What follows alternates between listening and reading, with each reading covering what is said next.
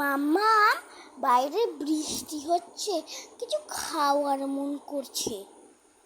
কেন, কি খেতে ইচ্ছা করছে বল? ওই তো মাছে, ফ্রিজে মাছি দেখতে পাচ্ছি, ওইটা দিয়ে কিছু বানিয়ে দাও। আচ্ছা ঠিক আছে, তাহলে তোকে মাছের চপ বানিয়ে দিই। মা, মাছের চপ কি দিয়ে বানায় গো? এই তো দেখ না, মাছের চপটা আগে মাছগুলো পরিষ্কার করে কাঁটাগুলো বেছে নিতে হবে।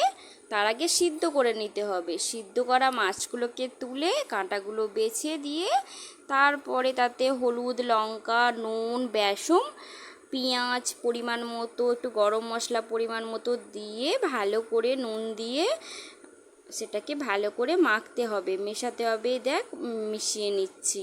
এবার এতে একটু সোয়া সস দিয়ে দিলাম টেস্টের জন্য। এবার দেখ ভালো করে মিশিয়ে চপগুলো ভেজিটেবিল চপ আকারে আমি তৈরি করে নেব। মা, মাছের চপ বানাতে গেলে এত কিছু দিতে হয়? না হলে টেস্টি হবে কি করে? দোকানের মতো তখন তো বলবি যে দোকানের মতো হয়নি, আমি খাবো না, তাই তো এত সুন্দরভাবে তৈরি করতে হয়। দোকানের মতোই সুন্দর হবে তাহলে? হ্যাঁ, দোকানের মতোই সুন্দর হবে। দেখ না কিভাবে বানাচ্ছি, দেখ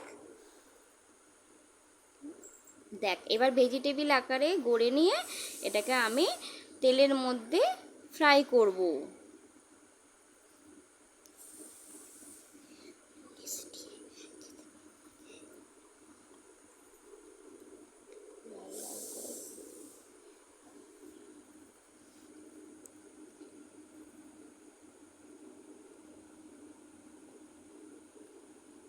দেখ এবার আমি এটাকে ফ্রাই করব।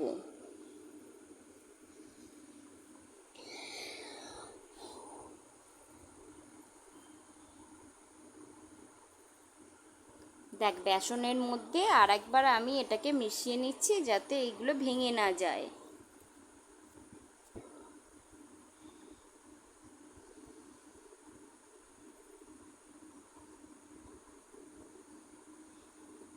মা, লাল লাল করে ভাজবি, তাহলে খেতে খুব সুস্বাদু হবে।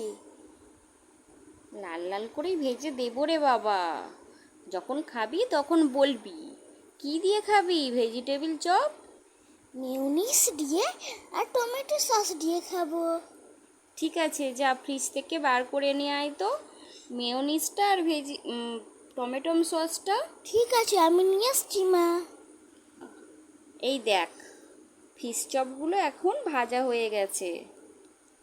এবার আমি এগুলোকে তুলে নিয়ে তোকে খেতে দিচ্ছি। দাঁড়া না, একটু তর্স হচ্ছে না তোর?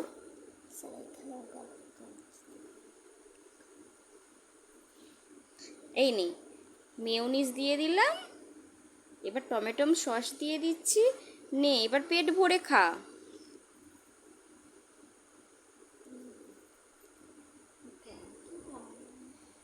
থ্যাংক ইউ মাম্মাম এটা করার জন্য। মাম্মাম, একটু মুখে দাও তো, খেয়ে দেখি আমি। খাইয়েও দিতে হবে? এই নে খা।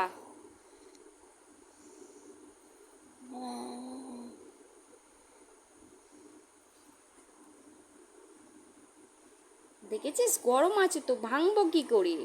নে ভেঙে দিয়েছি, নে হাঁ কর দেখি।